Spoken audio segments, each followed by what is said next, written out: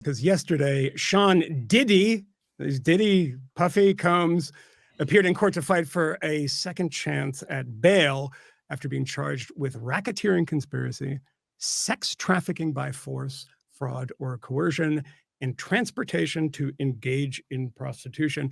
His bail appeal was, of course, denied. Federal prosecutors allege that the rap mogul used drugs and violence to control victims of an illicit sex ring over the span of more than 16 years. Let's look at this clip. As alleged, Combs used force, threats of force, and coercion to cause victims to engage in extended sexual performances with male commercial sex workers, some of whom he transported or caused to be transported over state lines. Combs allegedly planned and controlled the sex performances, which he called freak-offs. I mean, this, I'm sorry, this is where we are. Freak-offs, ladies and gentlemen.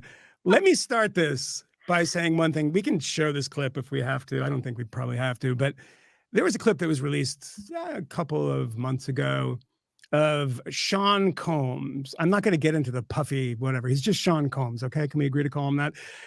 Assaulting a woman in one of the most hideous ways in a hallway in a hotel where there are cameras everywhere. Not a care in the world that he would get caught. This is a man who I believe thinks that he was above the law. I have a slight problem with this, though. And I'm going to say that, I will say that, a friend of mine over at Reason magazine, Elizabeth Nolan Brown, has written about this and wrote something the other day about this. It is about kind of the weirdness of some of the charges. I've talked to a few other people about this too in the legal profession. If you look through this indictment, there's a lot of stuff here that sounds like he's just a scumbag, that not necessarily illegal. Elizabeth makes this case about the Mann Act, which they rely on to get this interstate thing and make it a federal stuff. There seems like a lot of crimes in here that are local crimes. To make this a federal crime, you got to make it a RICO thing. You got to make it a violation of the Mann Act, which of course was originally called the White Slave Act. Does anyone know this? It was the White Slave Act to prevent prostitution from traveling across state lines. I don't know if any of you guys have been following this story, but if you live in New York City and you read the New York Post, he was arrested in New York City, you can't help but read about Diddy, Puffy, et cetera. And I just want to say that I looked at the New York Post just before we did the segment, just to make sure that they were still reporting on it. And this was the headline, top story on the New York Post website right now. Inside Sean Diddy Combs' Hampton sex parties featuring, quote, gay rappers who were, quote, high on ketamine, source, according to their source, who apparently was at one of these parties. River, have you followed this? And I don't think this is a you story. That's not what I'm saying, but it might be. But it is. Just I do. I don't know. I knew about, okay. I heard about the gay stuff like way before this. I've always heard that about Diddy. Yeah. How are you getting this? How are you getting this information? The gay back channel. Like, every gay guy is like 2 degrees connected or whatever. To Puffy? To every other gay guy in America. Wow. Right. It's like when a Canadian comes on TV and you ask the Canadian guy, do you know him? It's actually true with the gays, right? Yeah, 2 degrees pretty away. much, yeah. And I don't know. I just always heard rumors. Like people, like Diddy would come on TV and people would be like, yeah.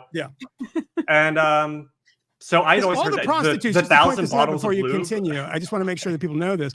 All the prostitutes in this indictment, I don't think people realize this, are all male. Every single prostitutes one. So having sex, continue. I apologize. Having sex with a woman, allegedly in like a voyeuristic sort of thing. Correct. But 1,000 bottles of lube were seized from Diddy's house. Do you know about this? Yeah, but why are they? You don't need 1,000 bottles of lube to have heterosexual sex. I mean, I hate to be like gross about it, but like that's gay guy behavior. Look, I knew what I was getting into by including this story, so I totally. I mean, you asked for. I mean, yes, that's just my assessment. If you have 1,000 bottles of lube in your house, that's you're a little light in the loafers. I don't know. I think that here's the thing. If you read large sections of this, and a friend of mine who's a legal person was cutting and pasting some of these things, there's a lot of language that it struck me as quite odd about coercion. Coercion is not illegal. A lot of this stuff is gross. A lot of this stuff is like untoward. And the illegal stuff that I see in this is prostitution and drugs that they mention. But as far as when it comes to, the other stuff, like the bigger, like a huge federal case in this, I'm just reading through it and wondering what is happening. I think, Batya, that maybe what happened to me was big federal investigations from 2017 on, maybe a bit skeptical of big federal investigations, I guess. I should have always been that way, I guess. But have you been following this?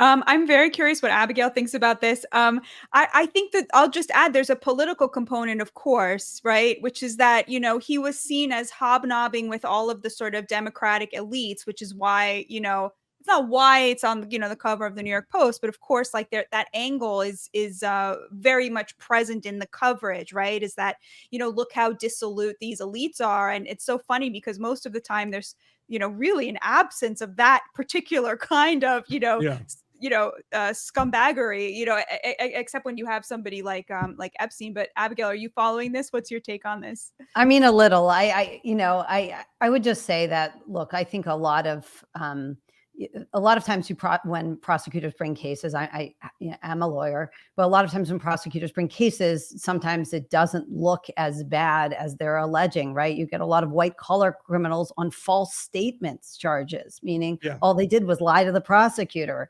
and it didn't even need to be, that significant a lie necessarily. So, I think that. And the way some of these things were written, I looked at, I think the indictment where they talk about, everything from, the abuse of these women, these vicious, physical abuse to verbal abuse. Yeah, and it reads funny. It's kind of like, really, you're going to throw in that he called her names and yelled at her? I mean, it really does, I think read strangely. You just think, it seems to trivialize what happened. But this is a pretty, I'm old enough to remember when he was showing up at clubs in the 90s with J-Lo with a gun. And it seems like he's been, breaking all kinds of laws for a long time. Abigail, are you admitting that you were at clubs in the 90s with J-Lo and Diddy, or you just remember it from news? I remember from news. I remember from news. We'd be breaking news right here that Abigail Shrier was a club hopping Diddy friend of the 90s. From the news. I was not hanging out at clubs with them, but I do remember when he showed up at from the news with a gun.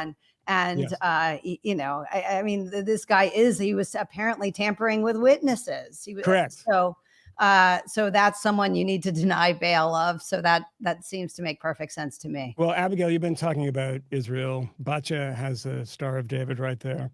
And I want to just bring it back to our comrades in the Jewish faith. In that prosecution, this is a very, very strange thing. There was one person that went down for that, and it was not Diddy. He did not. Who took the fall was a rapper named Shine, whose father, I think, was the prime minister of a Central American country. After he got out of jail, he converted to Judaism and moved to Israel. And he has a black man with payas, and he's very Orthodox. But that was the man who went to jail. Michael, you're like a Jewish grandma. Who's on the what and what? Who's Jewish? When River knows, he's like all of the gays know each. I mean, I try to get into the Jewish circle of friendship. Guess who's Jewish is one of our favorite hobbies. So you're right with us. Yes. But the weird thing about me, before we close out this best of all episodes, I have to say, I am often mistaken for somebody who's Jewish, and I realize the people who do that are very stupid. Because my last name is Moynihan, and I look like a dumb Irishman. So, if that's all, I have a million more things that I could say about Diddy, but I will leave it all for that. I think Abigail's right. She's a lawyer. Listen to her. The weird thing about this, you read this indictment, and there's a lot of mixture of language of things that don't seem illegal. And go read Elizabeth Nolan Brown over at Reason. She wrote a very interesting piece about that very thing.